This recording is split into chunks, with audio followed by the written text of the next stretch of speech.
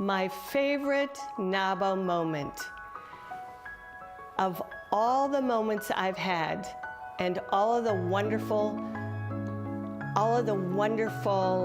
encounters that I've had, my favorite NAWBO moment is walking into that monthly women's business meeting at Gainey Ranch, and there is my tribe of extraordinary women and men who lift each other up, who help each other, who are there to support the organization. And I've been a member of NAWBO for the last almost 5 years.